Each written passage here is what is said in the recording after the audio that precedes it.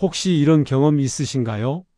아침에 일어나서 어제 저녁에 뭘 먹었는지 도통 생각이 안 나는 날 말이죠. 아니면 며칠 전 만난 친구 이름이 입에서 맴돌기만 하고 나오지 않을 때요. 그럴 때마다 순간 가슴이 철렁 내려앉으며 이런 생각이 스쳐 지나갑니다. 나 혹시 치매 아닐까? 최근 병원에서 자주 듣는 말 중 하나가 바로 이겁니다.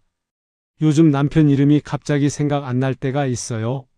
손자 얼굴은 아는데 이름이 안 떠올라요. 이런 증상들을 호소하시는 분들이 정말 많습니다. 그리고 그분들의 표정에서 공통적으로 보이는 감정이 있죠. 바로 두려움입니다. 치매는 단순히 기억이 사라지는 병이 아닙니다. 내가 누구인지, 어떤 인생을 살아왔는지, 지금 무엇을 하고 있는지조차 흐릿해지는 병입니다. 자식들 얼굴을 보고도 낯선 사람 대하듯 경계하게 되고 평생 살던 집에서도 길을 잃게 되죠. 이런 상태를 상상하면 누구라도 무서울 수밖에 없습니다. 그래서 많은 분들이 가장 두려워하는 병으로 치매를 꼽으시는 거죠. 그런데 여기서 중요한 사실 하나를 짚고 넘어가야 합니다. 치매는 나이가 들면 자연스럽게 찾아오는 노화 현상이 절대 아니라는 점입니다. 흔히 나이 들면 다 그렇다고 생각하시는데 그건 오해입니다. 90세가 넘어도 정정하신 분들이 많고 반대로 60대의 치매 증상이 나타나는 경우도 있습니다. 무엇이 이 차이를 만들까요? 평생 쌓여온 생활 습관입니다. 뇌 속 혈관을 얼마나 건강하게 지켜왔는지, 신경세포들에게 충분한 자극과 영양을 공급했는지에 따라 발병 시점과 진행 속도가 완전히 달라집니다. 담배를 피우고 술을 많이 마시고 운동을 전혀 하지 않으면서 뇌만 멀쩡하길 바랄 순 없는 노릇이죠. 뇌도 우리 몸의 일부이고 혈액을 통해 산소와 영양을 공급받는 장기입니다. 물론 한번 시작된 치매를 완전히 되돌리기는 어렵습니다. 손상된 뇌세포를 다시 살려내는 건 현재 의학 수준으로도 불가능에 가깝죠. 하지만 진행을 늦추는 방법은 분명히 존재합니다. 아니, 늦추는 정도가 아니라 거의 멈춰 세우는 것도 가능합니다. 실제로 그렇게 해내신 분들의 사례가 너무나 많습니다. 74세 김명자님 이야기를 들려드리겠습니다. 이분은 어느 날 갑자기 50년을 함께 산 남편 이름이 떠오르지 않아 큰 충격을 받으셨습니다. 순간적으로 머릿속이 하얘지면서 이름이 입 밖으로 나오지 않았다고 하셨죠? 그날 밤 잠을 한숨도 못 주무시고 뒤척이다가 다음 날 바로 병원으로 달려가셨습니다. 검진 결과는 다행히 치매는 아니었습니다. 대신 경도 인지 저하라는 진단을 받으셨죠? 쉽게 말하면 치매 전 단계, 뇌 기능이 조금씩 떨어지고 있다는 신호였습니다. 의사 선생님은 지금 관리를 시작하면 충분히 회복 가능하다고 말씀하셨습니다. 그분은 그날부터 삶의 패턴을 완전히 바꾸셨습니다. 먼저 매일 아침 30분씩 집 근처 공원을 걷기 시작하셨어요. 처음엔 힘들어서 10분도 못 걸으셨지만 조금씩 거리를 늘려가셨죠? 걷는 동안에는 주변 나무들의 이름을 외우거나 지나가는 사람들의 얼굴 특징을 기억해 보려고 노력하셨습니다. 그리고 집에 돌아오면 신문을 읽으면서 간단한 퀴즈를 푸셨어요. 가로 세로 낱말 맞추기나 숫자 퍼즐 같은 거였죠.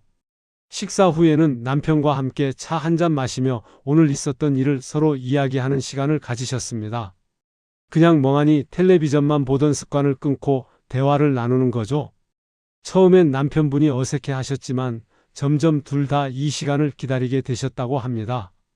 특히 옛날 이야기를 꺼내면서 자연스럽게 기억을 되살리는 연습을 하셨어요.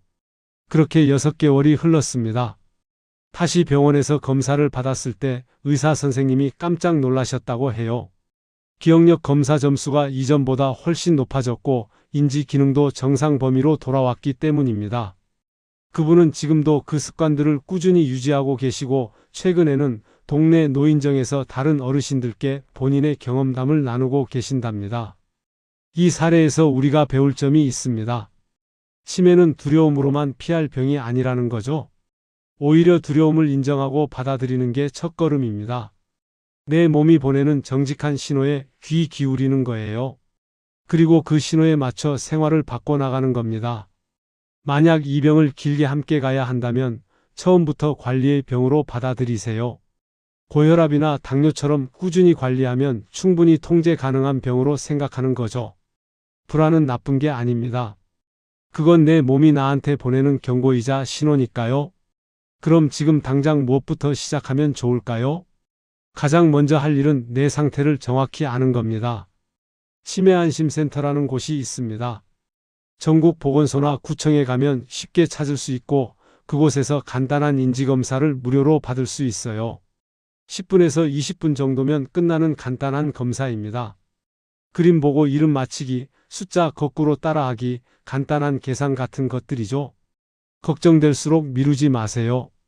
빨리 확인할수록 대처도 빠르고 효과도 좋습니다. 조기 검사를 습관처럼 받아보시길 권해드립니다. 그게 바로 나를 지키는 가장 확실한 방법입니다. 이제 많은 분들이 궁금해하실 질문으로 넘어가 볼까요? 깜빡깜빡하는 게 과연 치매일까? 아니면 그냥 나이 들어서 생기는 건망증일까요? 이 둘을 어떻게 구분할 수 있을까요? 오늘 점심에 뭘 먹었는지 갑자기 생각이 안 날 때 있으시죠? 어제 누구를 만났는지, 아침에 약을 먹었는지 안 먹었는지 헷갈릴 때요? 이럴 때마다 나 혹시 치매 아닌가 하는 생각이 스쳐 지나가며 가슴이 철렁합니다. 그런데 정말 모든 깜빡임이 치매의 신호일까요? 여기서 중요한 건 깜빡임의 종류를 구분하는 겁니다. 건망증과 치매는 비슷해 보이지만 본질이 완전히 다릅니다. 건망증은 뇌가 잠깐 피로해져서 생기는 일시적인 현상입니다. 스트레스를 많이 받거나 잠을 제대로 못 자거나 술을 많이 마셨을 때 나타나죠. 마치 컴퓨터가 프로그램을 너무 많이 실행해서 느려지는 것과 비슷합니다. 반면 치매는 기억을 꺼내는 능력 자체가 손상된 상태입니다. 단순히 깜빡하는 게 아니라 그 기억이 처음부터 저장되지 않거나 완전히 사라져버린 거죠. 더 큰 문제는 일상생활 기능까지 함께 무너진다는 점입니다. 옷 입는 순서를 잊어버리거나 화장실 가는 길을 헷갈리거나 밥을 먹고도 안 먹었다고 하는 식이죠. 쉽게 말해 건망증은 피곤한 뇌고 치매는 손상된 뇌입니다. 건망증은 힌트를 주면 금방 기억해내지만 치매는 아무리 힌트를 줘도 기억 자체가 없습니다. 예를 들어 아침에 뭘 먹었냐고 물었을 때 건망증은 김치찌개였어요 하고 대답하지만 치매는 아침을 먹었다는 사실 자체를 부인합니다. 68세 윤성호님 이야기를 들려드릴게요.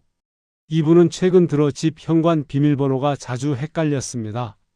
분명 똑같은 번호인데 막상 문 앞에 서면 손가락이 멈춰버렸죠. 처음엔 그러려니 했는데 점점 횟수가 잦아지면서 불안해지기 시작했습니다. 결국 가족들의 권유로 병원을 찾게 되셨어요. 검사 결과는 다행이었습니다. 치매가 아니라 수면 부족으로 인한 기억력 저하였던 거죠. 자세히 물어보니 그분은 최근 몇 달간 제대로 잠을 못 주무셨다고 했습니다. 은퇴 후 낮에 할 일이 없어 집에서 낮잠을 자다 보니 밤에 잠이 안 오는 악순환이 반복됐던 겁니다. 밤에 뒤척이다가 겨우 잠들면 새벽 3시 4시였고 그러니 낮에 또 졸렸던 거죠. 의사 선생님은 생활 리듬부터 바로 잡으라고 조언하셨습니다. 그분은 그날부터 큰 변화를 시도하셨어요. 아무리 피곤해도 낮잠은 절대 자지 않기로 했습니다. 대신 매일 오전 10시쯤 집을 나와 동네를 30분 정도 걸었어요. 처음엔 몸이 무겁고 힘들었지만 일주일쯤 지나자 조금씩 체력이 붙기 시작했습니다. 저녁 식사는 6시 이전에 끝내고 8시 이후엔 물 외에 아무것도 먹지 않으셨습니다. 잠들기 2시간 전부터는 텔레비전도 끄고 핸드폰도 멀리 두셨어요. 침실에는 시계도 치워버렸습니다. 밤마다 시계를 보면서 오늘도 못 자겠구나 하는 불안감이 더 잠을 방해했기 때문이죠. 그리고 매일 밤 10시에는 무조건 침대에 누웠습니다. 잠이 오든 안 오든 누워 있었어요. 이불을 덮고 눈을 감고 천천히 숨을 쉬면서 기다렸죠. 처음 며칠은 새벽까지 뒤척였지만 일주일쯤 지나니 조금씩 잠이 일찍 왔습니다. 2주가 지나자 10시 30분이면 골아떨어지기 시작했고 한 달 후엔 아침 6시에 스스로 눈이 떠졌습니다. 그렇게 3개월을 보냈습니다. 다시 병원에서 기억력 검사를 받았을 때 결과는 놀라웠습니다. 이전보다 점수가 크게 올랐고 무엇보다 본인 스스로 머리가 맑아졌다고 느끼셨대요. 집 비밀번호는 물론이고 며칠 전 일들도 또렷하게 기억나기 시작했습니다. 심지어 젊었을 때 기억까지 선명하게 떠오르는 경험을 하셨다고 합니다. 이 사례가 우리에게 알려주는 건 명확합니다. 기억은 관리가 가능한 능력이라는 거죠. 뇌는 우리가 어떻게 대하느냐에 따라 반응합니다. 잘 자고 꾸준히 걷고 스트레스를 줄이면 뇌도 회복됩니다. 의사가 아닌 우리 스스로도 충분히 뇌를 되살릴 수 있다는 뜻이죠. 그럼 구체적으로 무엇을 하면 좋을까요? 첫째는 수면입니다. 하루 7시간 이상 푹 자세요. 잠을 자는 동안 뇌는 낮 동안 쌓인 노폐물을 씻어냅니다. 뇌척수액이라는 액체가 뇌의 구석구석을 청소하듯 돌아다니며 찌꺼기를 배출하죠. 이 과정이 제대로 이루어지지 않으면 독소가 쌓여 신경세포가 손상됩니다. 둘째는 걷기입니다. 매일 30분씩 걸으세요. 격렬하게 뛸 필요 없습니다. 그냥 편안한 속도로 걸으면 됩니다. 걸으면 심장이 뛰고 피가 온몸을 돌고 뇌로 가는 혈류량도 늘어납니다. 산소와 영양이 뇌에 충분히 공급되면 기억력도 자연스럽게 좋아집니다. 셋째는 스트레스 관리입니다. 걱정과 불안이 많으면 코르티솔이라는 스트레스 호르몬이 과도하게 분비됩니다. 이 호르몬은 해마라는 기억 중추를 직접 공격해서 기억력을 떨어뜨립니다. 그러니 마음을 편하게 가지세요. 명상을 하거나 좋아하는 음악을 듣거나 친구와 수다를 떠는 것만으로도 스트레스는 크게 줄어듭니다. 깜빡임이 걱정되신다면 먼저 내 생활을 돌아보세요. 요즘 잠을 잘 자고 있나요? 걱정거리가 너무 많진 않나요? 몸을 움직이고 있나요? 이런 기본적인 것들부터 챙기면 대부분의 건망증은 저절로 좋아집니다. 이제 조금 더 깊이 들어가 볼까요? 우리는 흔히 치매라고 하면 알츠하이머병만 떠올립니다. 하지만 실제로는 치매에도 여러 종류가 있습니다. 원인도 다르고 증상도 다르고 치료법도 다릅니다. 그래서 정확한 진단 없이는 제대로 된 대응이 어렵습니다. 치매는 크게 네 가지로 나뉩니다. 가장 흔한 알츠하이머병, 뇌혈관이 막혀서 생기는 혈관성 치매, 환각이 자주 나타나는 루이소체 치매, 그리고 성격 변화가 두드러지는 전두엽형 치매입니다.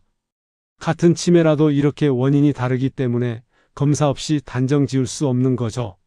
알츠하이머병은 뇌에 베타 아밀로이드라는 단백질 찌꺼기가 쌓이면서 신경세포가 죽어가는 병입니다.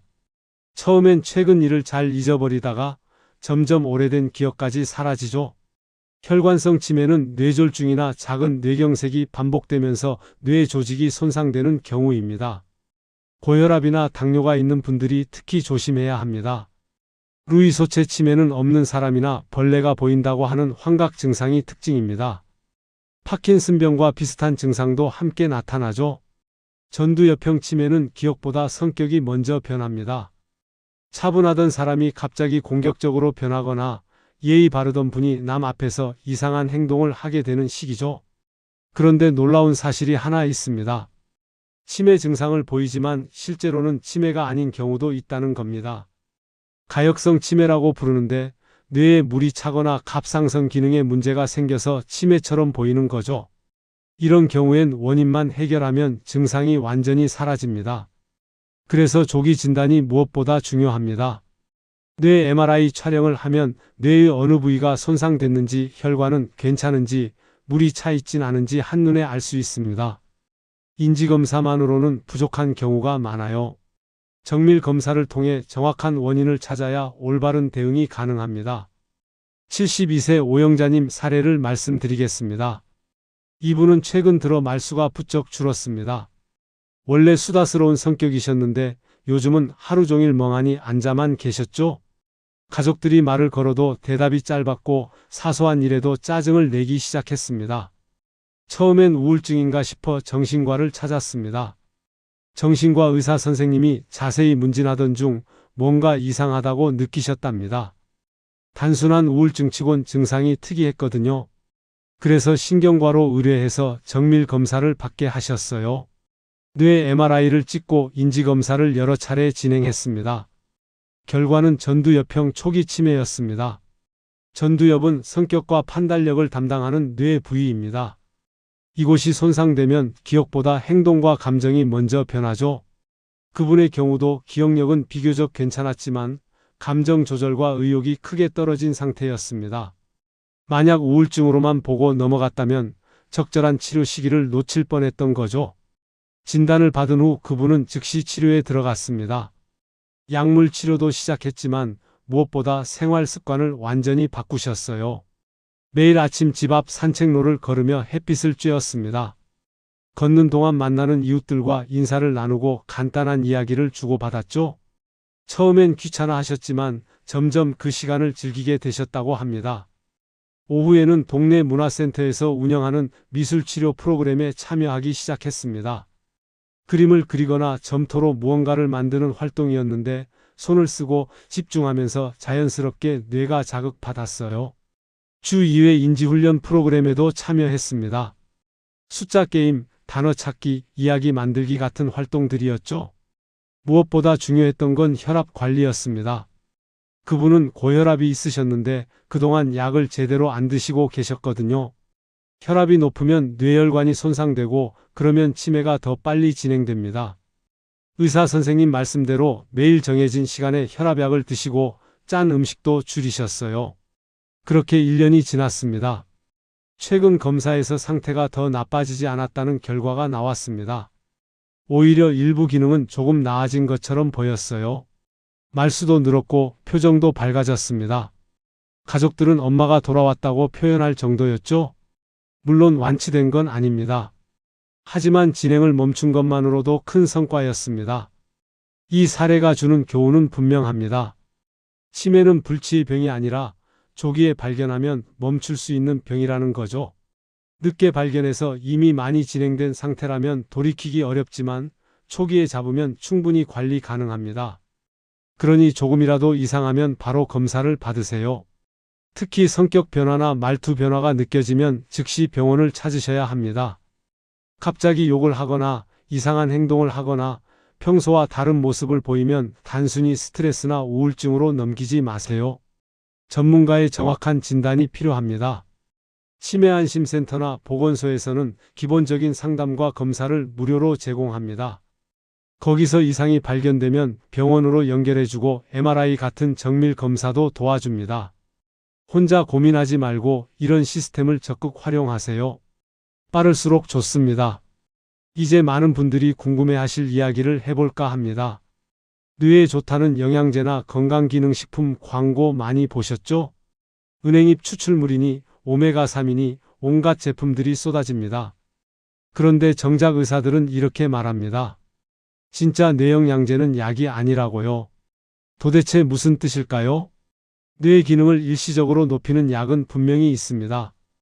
아세틸콜린이라는 신경전달 물질을 늘려주는 약들이죠. 실제로 치매 환자들에게 처방되기도 합니다. 하지만 이 약들은 부작용도 만만치 않습니다. 식욕이 떨어지고 속이 불편하고 심장 박동이 느려지는 경우도 있죠. 더 큰 문제는 약으로는 근본적인 해결이 안 된다는 겁니다. 약은 증상을 일시적으로 완화할 뿐 손상된 뇌를 되살리진 못합니다. 마치 금이 간 그릇에 반창고를 붙이는 격이죠.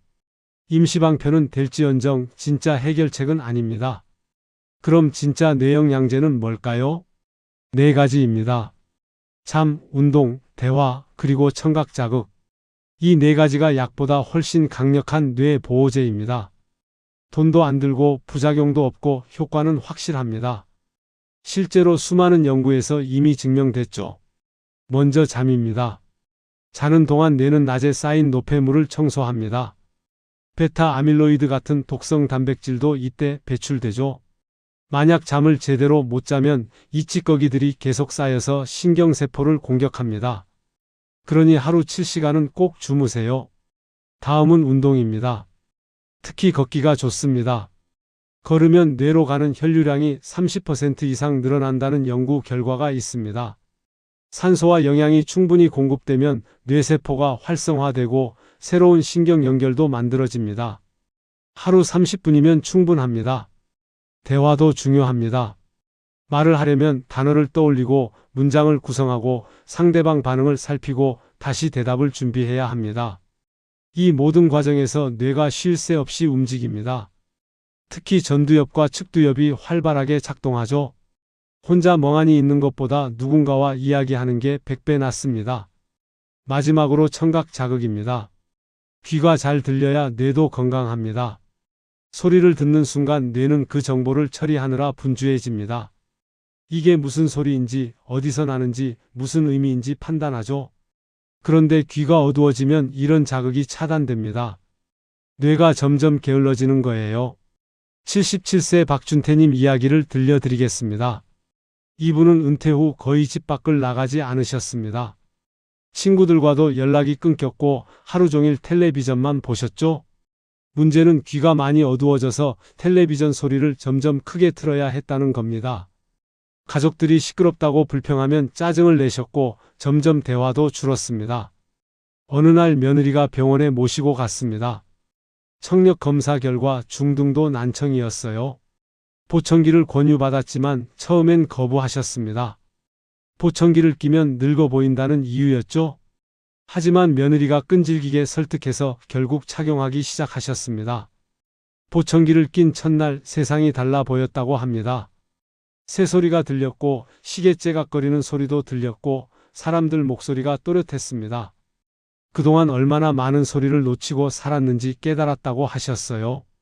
그날부터 텔레비전 볼륨도 낮췄고 가족과 대화도 늘었습니다. 더 놀라운 변화는 몇 달 후에 나타났습니다. 그분은 젊었을 때 음악을 좋아하셨는데 귀가 안 들려서 포기하셨었거든요. 보청기를 끼고 나서 다시 음악을 듣기 시작했습니다. 옛날 가요도 듣고 클래식도 듣고 친구들과 함께 노래방에도 갔어요. 6개월 후 병원에서 인지 기능 검사를 받았습니다. 결과는 놀라웠습니다. 이전보다 기억력 점수가 20%나 올랐어요. 의사 선생님도 깜짝 놀라며 보청기와 사회활동이 뇌에 얼마나 좋은 영향을 주는지 다시 확인했다고 말씀하셨습니다. 그분은 지금도 매주 친구들과 만나 음악 감상 모임을 가지고 계시답니다. 이 사례에서 배울 점이 분명합니다. 뇌는 자극을 먹고 산다는 거죠. 청각 자극, 대화 자극, 운동 자극, 이런 것들이 뇌를 깨어있게 만듭니다. 반대로 자극이 차단되면 뇌는 빠르게 퇴화합니다. 쓰지 않는 근육이 약해지듯 쓰지 않는 뇌도 약해집니다. 그러니 귀가 어두워졌다면 절대 미루지 마세요. 보청기가 부담스럽다면 보건소에서 저렴하게 지원받을 수도 있습니다. 65세 이상 기초생활수급자나 차상위계층은 무료로 받을 수 있고 그 외에도 지원금을 받을 수 있는 제도가 많습니다. 하루 30분만 산책하세요. 걸으면서 누군가와 이야기를 나누세요. 새소리도 듣고 바람소리도 듣고 사람들 목소리도 듣고요. 그게 바로 뇌의 운동입니다. 약국에서 비싼 영양제 사 먹는 것보다 100배, 1000배 효과적입니다. 집에만 있지 마세요. 밖으로 나가세요. 사람을 만나세요. 말을 하세요. 웃으세요. 그게 바로 평생 쓸 수 있는 천연 뇌영양제입니다. 돈 한 푼 안 들고 부작용도 없고 효과는 보장됩니다. 마지막으로 가장 힘든 이야기를 해야 할 것 같습니다. 치매는 환자 본인보다 가족이 더 지치는 병이라는 사실 말이죠. 밤낮이 바뀌어 새벽마다 깨우고 같은 질문을 수십 번 반복하고 화장실 실수도 잦아집니다. 심지어 가족을 알아보지 못하고 도둑으로 오해하기도 하죠. 이런 상황이 몇 개월, 몇 년 계속되면 아무리 사랑하는 가족이라도 한계가 옵니다. 체력도 무너지고 마음도 무너집니다. 우울증에 걸리는 간병 가족이 환자만큼 많다는 통계도 있습니다. 그런데 많은 분들이 나 혼자 감당해야 한다고 생각하시더군요. 이게 오히려 병을 키웁니다. 치매는 장기전입니다. 짧게는 5년, 길게는 10년 이상 이어지는 병이죠. 마라톤을 전력 질주하듯 달리면 중간에 쓰러집니다. 페이스 조절이 필요합니다. 그래서 장기요양보험, 주간보호센터, 요양원 같은 제도적 도움을 반드시 활용해야 합니다. 이런 제도를 이용하는 걸 두고 부모를 버리는 거라고 생각하시는 분들이 있습니다.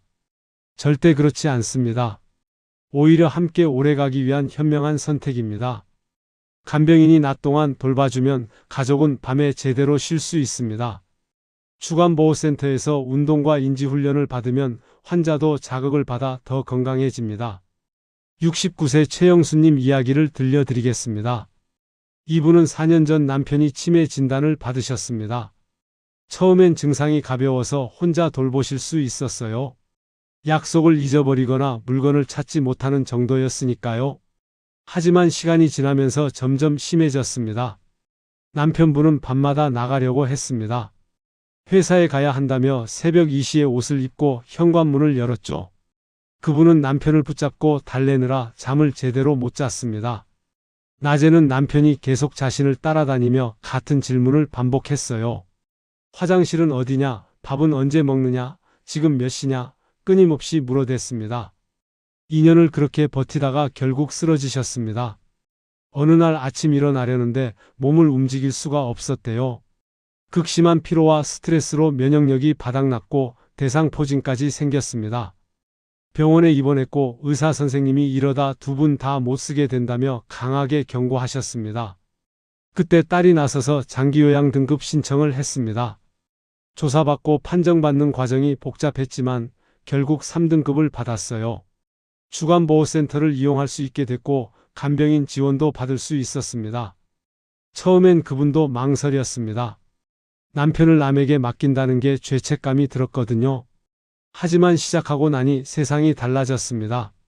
남편분은 매일 오전 9시에 센터 차량이 모시러 왔고 오후 4시에 다시 집으로 돌아왔어요. 센터에서는 운동도 하고 노래도 부르고 미술 활동도 했습니다. 다른 어르신들과 함께 밥도 먹고 이야기도 나눴죠. 처음엔 낯설어 하셨지만 일주일 지나니 적응하셨습니다. 그분은 남편이 센터에 있는 동안 그동안 못했던 것들을 했습니다. 병원도 가고 친구도 만나고 마트도 가고 낮잠도 잤어요. 무엇보다 마음의 여유가 생겼습니다. 저녁에 남편을 맞이할 때 웃으며 맞이할 수 있게 됐죠. 밤에는 간병인이 와서 남편을 돌봐주니 자신은 푹 잘 수 있었습니다. 6개월이 지나자 놀라운 변화가 나타났습니다. 남편분 상태가 더 나빠지지 않았어요. 오히려 센터에서 활동하면서 표정이 밝아지고 말도 조금씩 늘었습니다. 그분 본인도 건강을 되찾았고 다시 남편을 사랑으로 돌볼 수 있는 마음이 생겼습니다. 그분은 이렇게 말씀하셨어요. 돌봄이 사랑이라면 쉼은 사랑을 지키는 일이라고. 이 이야기가 주는 교훈은 명확합니다. 가족 모두의 건강이 지켜져야 진짜 돌봄이 완성된다는 거죠. 한 사람이 희생해서 다 감당하려 하면 결국 둘 다 무너집니다. 그러니 도움을 받으세요.